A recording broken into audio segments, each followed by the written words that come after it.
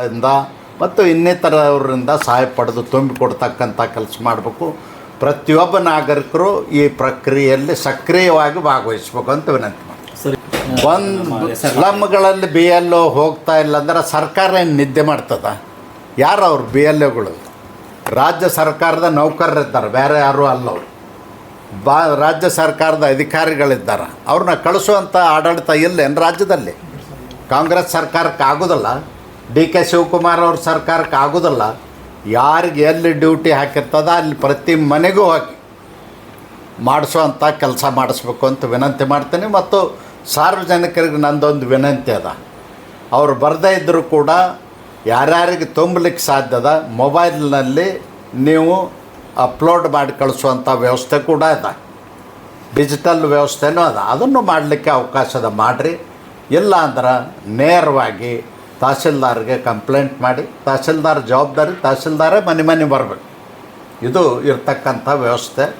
ಅದಕ್ಕೆ ನಾನು ಸಾರ್ವಜನಿಕರಲ್ಲಿ ಏನು ವಿನಂತಿ ಮಾಡ್ತೀನಿ ಅಂದ್ರೆ, ನೀವೀಗ ಮಾಡದೆ ಹೋದ್ರಿ ಅಂದ್ರೆ, ನಿಮ್ಮ ವೋಟರ್ ಲಿಸ್ಟ್ನಲ್ಲಿ ಸೇರಿಸದೆ ಹೋದ್ರಿ ಅಂದ್ರೆ ನೀವು 20 ವರ್ಷಗಳ ಕಾಲ ವಂಚಿತರಾಗ್ತೀರಿ.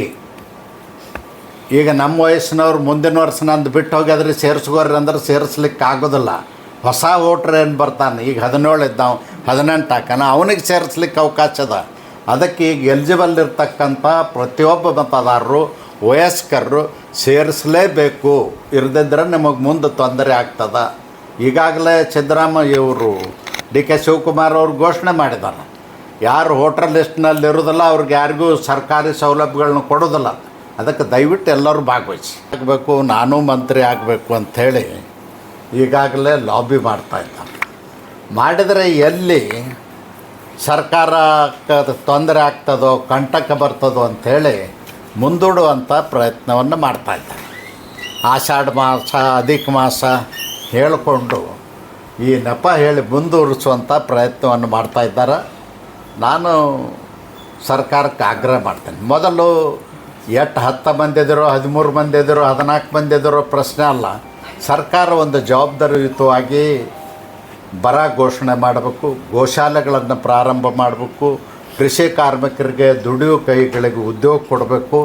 ಮತ್ತು ಈಗಾಗಲೇ ರೈತರು ಸ್ವಲ್ಪ ಮಟ್ಟಿಗೆ ಒಂದು 25-30% ಅಲ್ಲಲ್ಲಿ ಮಳೆಯಾದಲ್ಲಿ ಬಿತ್ತನೆ ಮಾಡಿದರು, ತೇವಾಂಶದ ಕೊರತೆಯಿಂದ ಒಣಗೋಗಿದೆ, ಅವರಿಗೆ ಪರಿಹಾರ ಕೊಡಬೇಕು. ಮತ್ತು ಕೇಂದ್ರ ಸರ್ಕಾರದ ಫಸಲ್ ಬಿಮಾ ಯೋಜನೆಗೆ 100% ರೈತರನ್ನ ಒಳಪಡಿಸಬೇಕು. ರೈತರು ಮಾಡ್ತಾಯಿಲ್ಲ, ಆರ್ಥಿಕವಾಗಿ ಸಂಕಷ್ಟದಲ್ಲಿದ್ದಾರೆ. ರೈತರ ಬದಲಾಗಿ ಸರ್ಕಾರವೇ ವಿಮಾ ಕಂತನ್ನು ಕಟ್ಟಿ ರೈತರಿಗೆ ಅನುಕೂಲ ಮಾಡಿಕೊಡಬೇಕು ಅಂಥೇಳಿ ನಾನು ವಿನಂತಿ ಮಾಡ್ತೇನೆ. ಸರ್ಕಾರ ಕೂಡಲೇ ಕುಡಿ ನೀರಿನ ವ್ಯವಸ್ಥೆಗೆ ಮುಂದಾಗಬೇಕು. ಮತ್ತು ನಮ್ಮ ಜಿಲ್ಲೆಗಳಲ್ಲಿ, ಬಿಜಾಪುರ, ಬಾಗಲಕೋಟೆ ಜಿಲ್ಲೆಗಳಲ್ಲಿ, ಉತ್ತರ ಕರ್ನಾಟಕದ ಅನೇಕ ಜಿಲ್ಲೆಗಳಲ್ಲಿ ಕೆರೆ ತುಂಬು ಯೋಜನೆಗಳನ್ನ ಮಾಡಿದ್ವಿ. ಆ ಲಿಫ್ಟ್ ಇರಿಗೇಷನ್ ಮೂಲಕ ಕೆರೆಗಳನ್ನು ತುಂಬಿಸ್ತಕ್ಕಂಥ ಕೆಲಸಕ್ಕೆ ಇವತ್ತಿನಿಂದನೇ ಪ್ರಾರಂಭ ಮಾಡಬೇಕು ಅಂತ ಒತ್ತಾಯ ಮಾಡ್ತಾನೆ. ಯಾಕಂದರೆ ಕೆರೆ ತುಂಬಿಸಿದ್ರೆ ಅರ್ಧ ಸಮಸ್ಯೆ ಬಗೆಹರಿತದೆ. ದನಕರುಗಳ ನೀರಿನ ಬಗೆಹರಿತದೆ, ರೈತರಿಗೆ ಬಗೆಹರಿತದೆ. ಹಳ್ಳಿಗಳಲ್ಲಿ ವಾಟರ್ ಟೇಬಲ್ ಹೆಚ್ಚಾಗಿ, ಬೋರ್ವೆಲ್ಗಳು ರೀಚಾರ್ಜ್ ಆಗಿ ರೈತರಿಗೂ ಅನುಕೂಲ ಆಗ್ತದೆ, ಕುಡಿಯೋ ನೀರಿಗೂ ಅನುಕೂಲ ಆಗ್ತದೆ. ಅದಕ್ಕೆ ಎಲ್ಲ ಲಿಫ್ಟ್ ಇರಿಗೇಷನ್ಗಳನ್ನ, ಕೆರೆ ತುಂಬು ಯೋಜನೆಗಳನ್ನ ಪ್ರಾರಂಭ ಮಾಡಬೇಕು ಅಂತ ಒತ್ತಾಯ ಮಾಡ್ತೀವಿ ಸರ್. ಅದು ನೋಡಿ, RSS ಇಂದ ನಿನ್ನೆ ಹುಟ್ಟಿದ ಸಂಸ್ಥೆ ಅಲ್ಲ. ಬ್ರಿಟಿಷ್ ಕಾಲದಲ್ಲೇ RSS ಸ್ಥಾಪನೆ ಆಗಿದೆ. RSSನವರು ಅವ್ರ ರಾಜಕೀಯ ಪಕ್ಷಕ್ಕೆ ಸಂಬಂಧ ಇಲ್ಲ. ಅವರು ಸಂತರಾಗೆ, ಶರಣರಾಗೆ, ಹಿಂದೆ ಹೆಂಗೆ ಗುರುಕುಲಗಳು, ಆಶ್ರಮಗಳು ಇರ್ತಿದ್ದು ಆ ಥರ ಅವರು ಕೆಲಸ ಮಾಡ್ಕೊಂಡಿರ್ತಾರೆ. ಅವರು ಒಂದೇ ದೇಶದ ರಕ್ಷಣೆ, ದೇಶದ ಸಂಸ್ಕೃತಿ ಉಳಿಬೇಕು, ದೇಶ ಹಿಂದೂ ರಾಷ್ಟ್ರವಾಗಿರೋದ್ರಿಂದ ಹಿಂದೂ ಧರ್ಮಕ್ಕೆ ತೊಂದರೆ ಆಗಬಾರ್ದು ಅನ್ನೋದ್ರ ಬಗ್ಗೆ ಅಷ್ಟೇ ಅವರು ಗಮನ ಕೊಡ್ತಿರ್ತಾರೆ. ಉಳಿದದ್ರ ಕಡೆ ಅವ್ರದ್ದು ಗಮನ ಇರೋದಿಲ್ಲ. ಅವ್ರಿಗಿನ್ನ ನಾವು ವಿನಾಕಾರಣ ರಾಜಕೀಯ ಪಕ್ಷದವರು ಎಳತ್ತರು ಸರಿಯಲ್ಲ. ನಾನು ಕಾಂಗ್ರೆಸ್ ನಾಯಕರಿಗೆ ಯಾರ್ಯಾರು ಕೇಳ್ತಾರೋ ಅವರೆಲ್ಲರಿಗೂ, ಯಾರ್ಯಾರು ಹೇಳ್ತಾರೋ ಅವರೆಲ್ಲರಿಗೂ ಅನ್ವಯಿಸುವಾಗ ಹೇಳ್ತೀನಿ, ನೀವು ಎದುರಿಸಬೇಕಾದದ್ದು ಭಾರತೀಯ ಜನತಾ ಪಕ್ಷವನ್ನು, RSS ಅಲ್ಲ. ನೀವು ಎದುರಿಸಬೇಕಾದದ್ದು ನರೇಂದ್ರ ಮೋದಿ ಅವ್ರನ್ನ, ಅಮಿತ್ ಶಾ ಅವ್ರನ್ನ, ಮೋಹನ್ ಭಾಗವತ್ರವ್ರನ್ನ ಅಲ್ಲ. ಅದಕ್ಕೆ ನಾನು ನಿಮಗೂ ಒತ್ತಾಯ ಮಾಡ್ತೀನಿ, ಅರ್ಥ ಮಾಡ್ಕೊಂಡು ರಾಜಕಾರಣ ಮಾಡಿ, ಅರ್ಥ ಮಾಡ್ಕೊಂಡು ಆರೋಪ ಮಾಡಿ. ನೀವು ಎದುರಿಸ್ಬೇಕಾದದ್ದು ಭಾರತೀಯ ಜನತಾ ಪಕ್ಷ, ನರೇಂದ್ರ ಮೋದಿ ರಾಷ್ಟ್ರೀಯ ನಮ್ಮದೊಂದು ಪಕ್ಷ. ಅದನ್ನು ಎದುರಿಸ್ಲಿಕ್ಕೆ ಏನು ಬೇಕೋ ಅದು ಮಾಡಿ. ಸುಮ್ಮನೆ ಅದು ಇದು ಆರೋಪ ಮಾಡೋದ್ರಿಂದ ಯಾವ ದಡನೂ ಮುಟ್ಟೋದಿಲ್ಲ. ಇದನ್ನು ಮಾಡೇ ದೇಶದಲ್ಲಿ ಕಾಂಗ್ರೆಸ್ ನಶಿಸಿ ಹೋಗ್ಯದ. ಮುಂದಿನ ಚುನಾವಣೆ ಇವತ್ತೇ ಡಿಕ್ಲೇರ್ ಮಾಡಲಿ. ಅವ್ರಿಗೆ ತಾಕತ್ತಿದ್ರೆ 150 ಸೀಟ್ ಗೆದ್ದು ಭಾರತೀಯ ಜನತಾ ಪಕ್ಷ ಅಧಿಕಾರಕ್ಕೆ ಬರ್ತಾರೆ. ನೋಡಿ, ಕಾಂಗ್ರೆಸ್ನವರು ಭಯಭೀತರಾಗಿದ್ದಾರೆ. ಯಾತಕ್ಕಾಗಿ ಆಗಿದ್ದಾರೆ? ಅವ್ರಿಗೆ ಅಲ್ಪಸಂಖ್ಯಾತರಿಗೆ ತೊಂದರೆ ಆಗ್ತದೆ, ದೀನದಲಿತರಿಗೆ ತೊಂದರೆ ಆಗ್ತದೆ, ಬಡವರು ಓಟ್ ಹೋಗ್ತಾವ ಅಂತಕ್ಕಂಥ ಭಯದಿಂದ ಅಲ್ಲ. ಅವರ ನಾಯಕ ರಾಹುಲ್ ಗಾಂಧಿಯವರು 2 ದೇಶದಲ್ಲಿ ಪೌರತ್ವವನ್ನು ಹೊಂದಿದ್ದಾರೆ. 1994ರಿಂದ ಬ್ರಿಟಿಷ್ ಪೌರತ್ವವನ್ನು ಹೊಂದಿದ್ದಾರೆ. ಒಂದು ಈಗ SIRದೊಳಗೆ ಎನಮರೇಷನ್ ಫಾರ್ಮ್ ಅಂತಿದೆ. ಅದರಲ್ಲಿ 3 ಡಿಕ್ಲರೇಷನ್ ಅದಾವೆ. 3 ಡಿಕ್ಲರೇಷನ್ದಲ್ಲಿ ಮೊದಲನೇ ಡಿಕ್ಲರೇಷನ್ ಏನು ಅಂದರೆ, ನಾನು ಈ ದೇಶದ ಪ್ರಜೆ ಆಗಿದ್ದೇನೆ,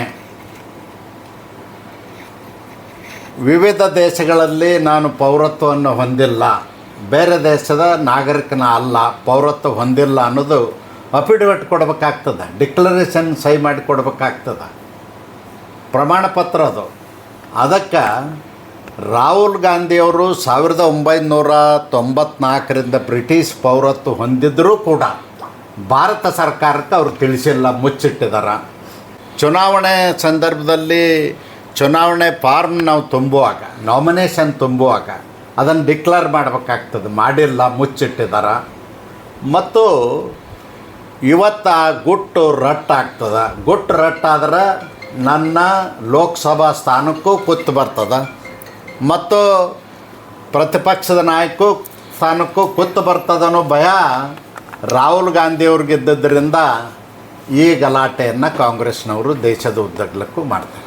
ನಾನು ಈ ಸಂದರ್ಭದಲ್ಲಿ ನಮ್ಮ ಅಲ್ಪಸಂಖ್ಯಾತರ ಬಂಧುಗಳಿಗೆ, ದೀನದಲಿತ ಬಂಧುಗಳಿಗೆ, ಬಡವರಿಗೆ ಹೇಳಲಿಕ್ಕೆ ಬಯಸ್ತೀನಿ, ಯಾವುದೇ ಕಾರಣಕ್ಕೂ ನಿಮ್ಮ ಮತದಾನ ಹಕ್ಕನ್ನು ಯಾರಿಂದಲೂ ಕಸಿಲಿಕ್ಕಾಗೋದಿಲ್ಲ. ದಯವಿಟ್ಟು ನೀವು SIR ಪ್ರಕ್ರಿಯೆಯಲ್ಲಿ ಭಾಗವಹಿಸಿ ಎನುಮರೇಷನ್ ಫಾರ್ಮ್ ತುಂಬಿಕೊಡಿ. ಇಲ್ಲಿಟ್ರೇಟ್ ಆಗಿದ್ದರೆ ಅಧಿಕಾರಿಗಳೇ ತುಂಬಿಕೊಡಬೇಕು ಅಂತೇಳಿ ಚುನಾವಣಾ ಆಯೋಗ ನಿರ್ದೇಶನ ಕೊಟ್ಟಿದೆ. ಯಾರಿಗೆ ತುಂಬಲಿಕ್ಕೆ ಬರೋದಿಲ್ಲ. ಅವರು ನರೇಂದ್ರ ಮೋದಿಜಿಯವರು ಪ್ರಧಾನಮಂತ್ರಿ ಆದಮೇಲೆ ಬಡವ್ರ ಮಕ್ಕಳು ಇಂಜಿನಿಯರ್ ಆಗಬೇಕು, ಬಡವ್ರ ಮಕ್ಕಳು ಡಾಕ್ಟರ್ ಆಗಬೇಕು ಅನ್ನೋ ಕಾರಣಕ್ಕಾಗಿ ಈ ಪ್ರವೇಶದ ವ್ಯವಸ್ಥೆ ಅನ್ನೋದ ನೀಟ್ ಮೂಲಕ ಏಕರೂಪದ ಎಕ್ಸಾಮಿನೇಷನ್ನು ಇಡೀ ದೇಶದಲ್ಲಿ ನಡೀಬೇಕು. ಅದರ ಮೂಲಕ ಎಲಿಜಿಬಿಲಿಟಿ ಬಂದವ್ರಿಗೆ ಮಾತ್ರ ಮೆಡಿಕಲ್ ಕಾಲೇಜು, ಇಂಜಿನಿಯರಿಂಗ್ ಕಾಲೇಜುಗಳಲ್ಲಿ ಸೀಟ್ಗಳನ್ನ ಕೊಡಬೇಕು ಅನ್ನೋದು. ಫ್ರೀ ಕೋಟಾ, ಪೇಮೆಂಟ್ ಕೋಟಾ ಗೌರ್ಮೆಂಟದ್ದು ಬೇರೆ ವ್ಯವಸ್ಥೆ. ಅದು ಅಲ್ಲದೇ ಖಾಸಗಿ ಶಿಕ್ಷಣ ಸಂಸ್ಥೆಯವರು ಡೊನೇಷನ್ ತೊಗೊಂಡು ತಮ್ಮ ಮನಸ್ಸಿಗೆ ಬಂದವ್ರು ಕೊಡ್ತಿದ್ದರು. ಅದನ್ನು ತಡೆಗಟ್ಟಲಿಕ್ಕೆ ಇವತ್ತು ಶಿಕ್ಷಣದ ವ್ಯವಸ್ಥೆಯಲ್ಲಿ ಬದಲಾವಣೆ ತಂದಿರತಕ್ಕಂಥದ್ದು ಅತ್ಯುತ್ತಮವಾದಂಥ ಕೆಲಸ. ಬಹುಶಃ ಬಸ್ ಸ್ಟ್ಯಾಂಡ್ನಲ್ಲಿ ಹಮಾಲಿ ಮಾಡೋರ ಮಕ್ಕಳು ಕೂಡ ಇವತ್ತು ಇಂಜಿನಿಯರ್, ಡಾಕ್ಟರ್ ಆಗ್ತಾಯಿದ್ದಾರೆ. ಅದಕ್ಕೆ ಕಾರಣ ನರೇಂದ್ರ ಮೋದಿಯವರು ತಂದಿರತಕ್ಕಂಥ ನೀಟ್ ಎಕ್ಸಾಮಿನೇಷನ್. ಅದರ ಕೆಲವು ಖಾಸಗಿ ಶಿಕ್ಷಣ ಸಂಸ್ಥೆಗಳವರು ಮತ್ತು ಪ್ರೈವೇಟ್ ಯೂನಿವರ್ಸಿಟಿಗಳವರು ಇದನ್ನು ದಂಗೆ ಎಬ್ಬಿಸ್ತಕ್ಕಂಥ ಕೆಲಸ ಮಾಡ್ತಾರೆ, ಇದರ ವಿರೋಧ ಮಾಡಿಸ್ತಕ್ಕಂಥ ಕೆಲಸ ಮಾಡ್ತಾರೆ. ಇದರ ಹಿಂದೆ ಯಾರಿದ್ದಾರಂದ್ರೆ ಈ ಬಿಸ್ನೆಸ್ ಮಾಡ್ಕೊಂಡಿರ್ತಕ್ಕಂಥ ಶಿಕ್ಷಣ ವ್ಯಾಪಾರಿಗಳು, ಶಿಕ್ಷಣನೂ ಬಿಸ್ನೆಸ್ ಏನು ಮಾಡ್ಕೊಂಡಿದ್ದಾರೆ ಅಂಥವ್ರು ವಿರೋಧ ಮಾಡ್ತಾಯಿದ್ದಾರೆ. ಅದಕ್ಕೆ ಸರ್ಕಾರ ಯಾವ ಕಾರಣಕ್ಕೂ ಅಂಥವ್ರಿಗೆ ಮಣಿತಕ್ಕಂಥ ಪ್ರಮೇಯ ಇಲ್ಲ. ನರೇಂದ್ರ ಮೋದಿಯವರು ಎಲ್ಲಿವರೆಗೂ ಪ್ರಧಾನಮಂತ್ರಿ ಇರ್ತಾರೋ ಅಲ್ಲಿವರೆಗೂ ಅವ್ರಿಗೆ ಯಾವ ಸೊಪ್ಪು ಹಾಕಲಿಕ್ಕೆ ಅವ್ರು ಬಿಡೋದು, ಹೋರಾಟವನ್ನು ಪ್ರಾರಂಭ ಮಾಡ್ತಾರೆ. ಅವರು ಏನಾಗಿದ್ದಾರಂದ್ರೆ ಕಾಂಗ್ರೆಸ್ಸಿನ ಮುಖವಾಡಗಳಾಗಿ ಹೋರಾಟವನ್ನು ಮಾಡ್ತಾಯಿದ್ದಾರೆ. ಸ್ವಯಂ ಘೋಷಿತ ಸಮಾಜವಾದಿಗಳು, ಬುದ್ಧಿಜೀವಿಗಳೇನಿದ್ದಾರೆ, ದಯಮಾಡಿ ಬಡವರಿಗೆ ಅನ್ಯಾಯ ಆಗ್ತಕ್ಕಂಥದ್ದು, ಕೆಳವರ್ಗದವ್ರಿಗೆ ಅನ್ಯಾಯ ಆಗ್ತಕ್ಕಂಥದ್ದಕ್ಕೆ ಅವಕಾಶ ಮಾಡಿ ಕೊಡಬಾರ್ದು ಅಂತ ಅವರಲ್ಲಿ ವಿನಂತಿಯನ್ನು ಮಾಡ್ತೇನೆ. ಇಂಥ ದೇಶದಲ್ಲಿ ತಂದಿರತಕ್ಕಂಥ ಅದ್ಭುತ ವ್ಯವಸ್ಥೆ 70 ವರ್ಷದ ನಂತರ ನರೇಂದ್ರ ಮೋದಿಯವರು ಏನು ತಂದಿದ್ದಾರೆ, ಈ ವ್ಯವಸ್ಥೆಗೆ ನೀವು ಬೆಂಬಲಿಸಬೇಕು ಅಂತ ಅವ್ರಿಗೆ ಪ್ರಾರ್ಥನೆಯನ್ನು ಮಾಡ್ತೀನಿ. ಸರ್ ರಾಜ್ಯದಲ್ಲಿ ನೋಡಿ, ಅವ್ರು RSSದವರು ಪಥಸಂಚಲನ ಮಾಡಬೇಕಾದ್ರೆ ಯಾವಾಗಲೂ ಪರ್ಮಿಷನ್ ತೊಗೊಂಡೇ ಮಾಡ್ತಾರೆ. ಕಾರ್ಯಕ್ರಮ ಮಾಡಬೇಕಾದ್ರೆ ನಿಯಮಾನುಸಾರ ಮಾಡ್ತಾರೆ. Yes sir.